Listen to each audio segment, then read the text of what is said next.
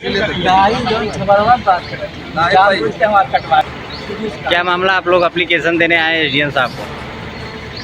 हमारे नगर में विगत वर्ष ऐतिहासिक रामलीला एवं भरत मिलाप के संदर्भ में एक नगर में रामलीला ना होने के संबंध में नहीं हो रहा था, तो श्री शिलोष कुमार गुप्ता पुत्र चंचल गुप्ता द्वारा कहा गया कि मैं इस वर्ष रामलीला करवाऊंगा, जो कि माननीय कोतवाल साहब के सामने हुआ था। और ये कहा गया था राजनीति के बाद उन्होंने कहा था कि और उनको अध्यक्ष रहने से लोगों को आपत्ति थी, और आपत्ति में ये था कि ये विवादित है, क्योंकि वो उनका जो नियत है उसके सटे हुए भूमि पे वो कुछ मुकदमा लड़ा है, उसका भी हाई कोर्ट में उनके नाम मुकदमा लंबित है, और मुकदमा के नाते जो है उनको लोग स्वीकार नहीं कर रहे हैं अध्यक्ष। फिर भी अगर ये हुआ था कि चलिए ठीक है, दशहरा और भरत मिलाप राजगद्दी तक भी अध्यक्ष रहेंगे, उसके बाद स्वयं इस्तीफा मान दिया जाएगा, जो कि जनता और समस्त व्यापारीगण और सबके सामने कोतवाली कोर्ट में हुआ था। और उसके बाद पता नहीं एक बैग क्या हुआ कि अंदर से इस्तीफा देते हैं लोग, और उसके बाद एक खाता खुल जाता है, उस खाते में 2,47,000 रुपये इनके खाते में दे दिया जाता है, जो कि बिना किसी जानकारी, और उसमें ना तो कोई नगर का संभ्रांत व्यक्ति था, ना तो कोई सदस्यगण थे, ना तो पूर्व रामलीला कमेटी पे कोई अध्यक्ष उपाध्यक्ष थे।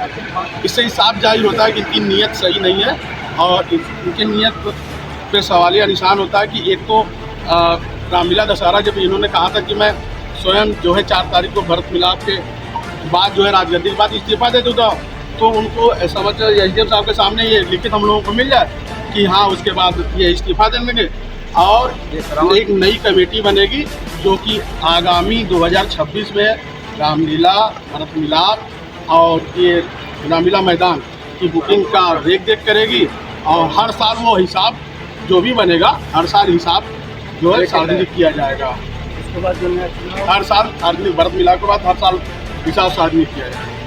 लालू जी, आप अगले वर्ष जो है रामलीला का जो अध्यक्छ रहे, तो ऐसी क्या परिस्थिति बनती थी कि जो इस तरह के प्रॉब्लम खड़े होते हैं आए दिन? ये फूलपुर की जो सम्मानित जनता है, फूलपुर की सम्मानित जनता की जन भावनाओं का ख्याल करते हुए फूलपुर में रामलीला भरत मिलाप ऐतिहासिक जो होता है वो और सुंदर तरीके से हो, इसके लिए हम लोग काफ़ी प्रयासरत थे। कोविड काल में हम लोगों को भी अवसर मिला, जब स्थितियां सामान्य हो गई थी तो उसमें हम लोगों ने भरत मिलाप करवाया। उसके बाद 2023 में हम लोगों ने बढ़िया ढंग से रामलीला, रामकथा एवं दशहरा का मंचन करवाया। उसके बाद फिर पिछले वर्ष कुछ लोगों को एकत्र करके हमें संरक्षक बनाकर कराया। पुरानी कमेटियां जो हम नगर के व्यापारियों से कोई राय लेती हैं, सिर्फ अपने मन से 2-4 लोग मिलकर इसका निर्णय ले लेती हैं। इसके विरोध में हम लोगों ने एक थाना प्रभारी महोदय को एप्लीकेशन दिया था, जिसपे यही थाना प्रभारी महोदय ने 13 दिन के लिए अस्थायी रूप से सुरेश गुप्ता को अध्यक्ष नियुक्त किया, सबकी सहमति से, कि वो लिख कर दे देंगे कि मैं सिर्फ राम रथ यात्रा 22 तारीख से लेकर 4 तारीख को राजगद्दी के समापन के बाद मैं अपने पद से इस्तीफा दे दूँगा। किंतु जब उन्होंने यह सहमति पत्र हो गया, उसके बाद उन्होंने कमेटी में जो पुराना बचा हुआ पैसा था लगभग 3.5 लाख रुपया, वो अपने खाते में ले लिए और शिलापत्र लगवाने लगे। उस पैसे का दुरुपयोग करके बड़े बड़े होल्डिंग बैनर बनवाने लगे।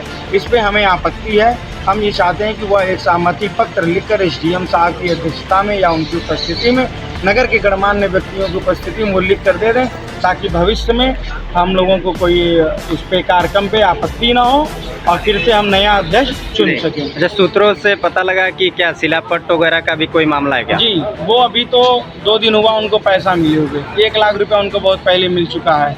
जैसे ये अध्यक्ष नियुक्त हुए रामलीला के, तब तक इन्होंने शिलापट्ट बनवा लिया अपने नाम का, क्योंकि वो शिलापट्ट उस जगह लगवाना चाहते हैं, उस मैदान में जिसका वो मुकदमा लड़ रहे हैं, अपने स्वामित्व के लिए मुकदमा लड़ रहे हैं। और इसी कमेटी द्वारा 10,000 रुपया उनको वित्त पोषित किया गया कि आप वो मुकदमा लड़िए, जो कोतवाल साहब के सामने भी राकेश विश्वकर्मा ने स्वीकार किया।